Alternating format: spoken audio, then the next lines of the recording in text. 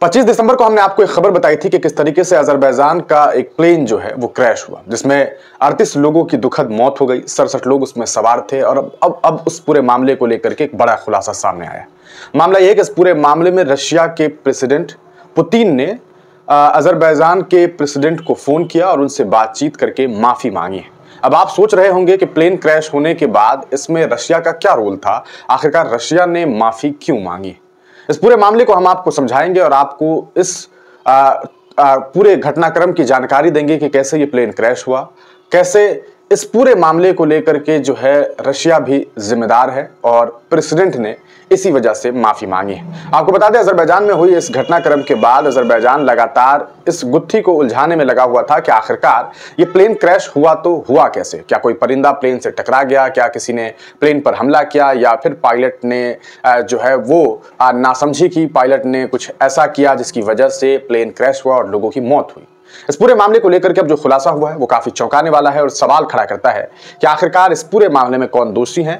हम आपको जब इस पूरे मामले की जानकारी इस वीडियो के थ्रू दे देंगे, उसके बाद आपको ये फैसला करना है कि इस पूरे मामले में आपको कौन गलत लगता है और उसके लिए कौन जिम्मेदार समझ आते हैं और क्या उन्हें सजा मिलनी चाहिए। हम पूरे मामले को आपको इस स्क्रीन पर दी गई तस्वीर से समझाते हैं। आपको याद होगा पिछले दिनों आपने अजरबैजान में एक प्लेन हादसा देखा, जिसका एक तस्वीर आप स्क्रीन पर देख रहे हैं कि किस तरीके से ये प्लेन जो है हवाओं में उड़ती रही और लैंडिंग के दरमियान, लैंडिंग जो है ये कजाकिस्तान में कर रही थी। कहाँ कर रही थी? कजाकिस्तान में ये लैंडिंग कर रही थी और इसी दरमियान कजाकिस्तान में जो है ये अक्टाऊ करके एक बेहद मशहूर कहा सकता है एयरपोर्ट है। यहीं पर इस जगह पर जब लैंडिंग करने की कोशिश की गई तो यहाँ पर प्लेन हादसा हुआ और प्लेन बुरी तरीके से क्रैश कर गया। इस हादसे में 38 लोगों की मौत हुई, प्लस कई लोग घायल थे। 67 लोगों की रिपोर्ट सामने आई कि इसमें सवार थे, जिसमें घायलों की संख्या बहुत ज्यादा थी। 9 इसमें जो है वो काफी सीरियस थे। अब इस पूरे मामले में पुतिन ने, जो कि रशिया के प्रेसिडेंट है, इन्होंने इल्हाम अलीयेव को फोन किया।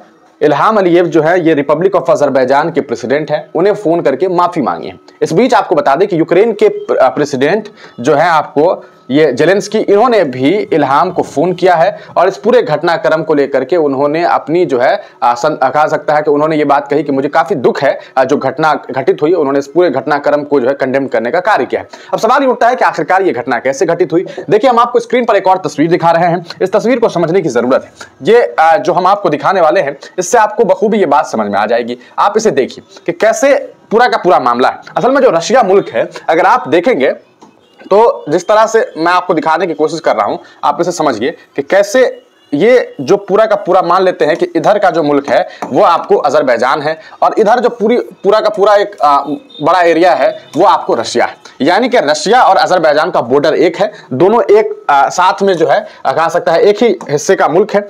मतलब दोनों बॉर्डर सटे हुए। यहाँ देखिए, ये आप देख सकते हैं किस तरीके से यहाँ पर जो है वो इसका मैप है। ये अजरबैजान और ये रशिया। असल में जो प्लेन क्रैश हुआ है वो आपको बाकू एक कहा सकता है एयर स्पेस हुआ। यहां से जो है ये आपको ग्रोजनी एक जगह है रशिया में, यहां यानी कि इस एयरपोर्ट से यहां जा रहा था, बाकू एयरपोर्ट से ये ग्रोजनी जो है ये प्लेन जा रहा था। लेकिन रास्ते में आखिर ऐसा क्या हुआ इस प्लेन के साथ कि ये ग्रोजनी ना जाकर के यहां से सीधे अक्टाऊ आने लगे और अक्टाऊ आने के दरमियान यहां पर ये प्लेन क्रैश कर गया और 38 लोगों की दुखद मौत हो गई। इसके पीछे अब पुतिन ने फोन करके इल्हाम से यह बात कही है कि असल में मैं आपसे माफी मांगना चाहता हूं क्योंकि ये जो घटना हुई है वो हमारे एयर स्पेस में हुई है। एयर स्पेस मतलब आप समझ सकते हैं कि जो आप देखते हैं आसमान में जो फ्लाइट उड़ रही होती है, जो एयरप्लेन्स उड़ रही होती है, वो कहीं ना कहीं तो उड़ रही है। जैसे जमीन हिंदुस्तान की है वैसे ही आसमान का एरिया भी हिंदुस्तान का होगा। उसी तरह से समझिए कि ये एक एयर स्पेस कहलाता है। तो ये जो एयर स्पेस यानी कि जहां मान लेते हैं कि ये जमीन है और यहां हवाई जहाज उड़ रहा है, तो ये एयर स्पेस जहां पर उड़ रहा था ये रशिया का था। और यहीं पर क्या हुआ कि इस एरोप्लेन के साथ ये जो एरोप्लेन आप देख रहे हैं, इसमें एक ड्रोन जो है वो समझिए आपके टकराया, इससे टकराया। अब ये ड्रोन कहां से आया?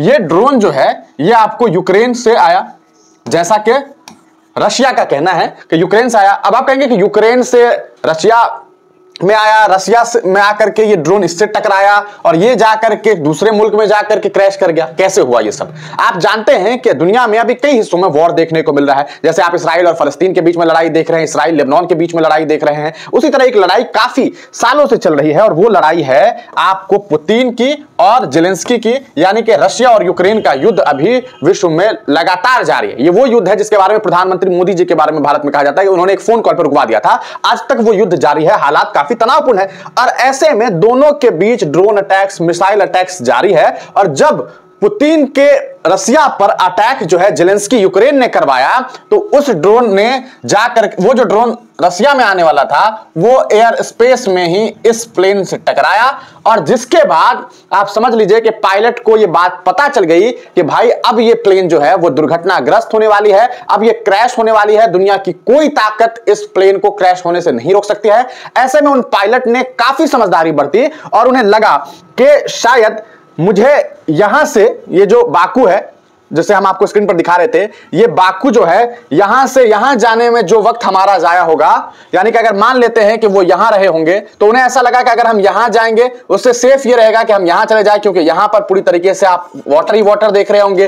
तो अगर प्लेन क्रैश होना होगा तो आबादी को भी नुकसान नहीं होगा और अगर हम यहां पहुंच गए तो हम अक्टाऊ में जो है वो इसे किसी तरीके से लैंड कर लेंगे। लेकिन लैंडिंग से ठीक पहले, यहां पर आप रेड कलर देख रहे होंगे, ये देख रहे होंगे, यहां लैंडिंग से ठीक पहले यहां पर आने के बाद ये प्लेन पूरी तरीके से जो है वो डगमगाने लगा और अंततः लैंडिंग के दौरान एक दुखद घटना जो है वो देखने को मिली और यहां पर एक बड़ा हादसा सामने आया है। अब सवाल यह है कि अगर वाकईतन इस पूरे मामले में यूक्रेन जिम्मेदार है कि यूक्रेन के ड्रोन से ये सारा कुछ हुआ और एक तरफ रशिया के प्रेसिडेंट माफी मांग रहे हैं कि भाई मेरे एयर स्पेस में हुआ, मैं इस चीज का ख्याल नहीं रख सका, तो इसके लिए कौन जिम्मेदार होंगे? अगर रशिया के एयर स्पेस में था तो रशिया का यह फर्ज बनता था कि वो अपने एयर स्पेस में इस तरीके का कोई भी इस तरीके की कोई घटना ना होने देती। वहीं यूक्रेन जिसकी वजह से एक बड़ा हादसा हुआ, तो क्या आपको नहीं लगता है कि जिन 38 लोगों की मौत हुई है उस मौत का जो कहा जा सकता है उस मौत की वजह से जिस 38 परिवार को दुख पहुंचा होगा, जो उस परिवार पे गुजर रहा होगा, क्या ये महज एक माफी से काम चल जाएगा? अगर आपको 2-4 आदमी मिल करके 2-4 थप्पड़ लगा दे या एक आदमी आए और आपको 2-4 थप्पड़ लगा दे और अगले दिन कहे कि मैं आपसे माफी मांगता हूं, तो क्या आप उसे माफ कर देंगे? आज क्या सिस्टम इस तरीके से चल रहा है? अगर आप माफी दे भी देते हैं तो आप एक बार सोचिए कि आपके घर के किसी फर्द को किसी ने मार दिया और सुबह आपको कहा जा रहा है कि ऐसा है, हमें माफ कर दीजिए, क्या आप माफ कर देंगे? तो ये एक बड़ा मामला सामने आ रहा है। अब इस पूरे मामले में देखने और गौर करने वाली बात यह है कि कहीं रशिया भी तो खेल नहीं रच रही है, कहीं ये गलती रशिया की तो नहीं थी और वो यूक्रेन पर डाल रही है, क्योंकि यूक्रेन और रशिया के बीच में तो पहले से युद्ध हो रहा है। तो रशिया ये बात क्यों एक्सेप्ट करेगी कि भाई हमारी वजह से हुआ? इसने कहा कि नहीं भाई, यूक्रेन से जो ड्रोन अटैक हो रहा था वो टकराई और इसकी वजह से जो है ये बड़ा हादसा हो गया। देखिए हम एक बार आपको फिर से ये इस मैप से समझा दें, ये रशिया है, आप देखिए ये रशिया है, ये आपको रशिया दिखाई दे रहा है, इसी से सटा हुआ एक यूक्रेन है, ये है ना, ये बॉर्डर है इसका। रशिया और यूक्रेन के बीच में युद्ध जारी है। इस बीच अगर हम आपको बताएं तो आप यहां देखेंगे एक मुल्क है, यह है आपको अजरबैजान। क्या है? अजरबैजान। और ये है आपको रशिया का एरिया। ये आप देख रहे हैं, ये एयरपोर्ट है, यहां पर एयरपोर्ट है। ये प्लेन जो है ये यहां से यहां सफर कर रही थी, यहां जाना था इस प्लेन को, लेकिन हुआ क्या कि बीच में ही कहीं ना कहीं पर ड्रोन अटैक हुआ।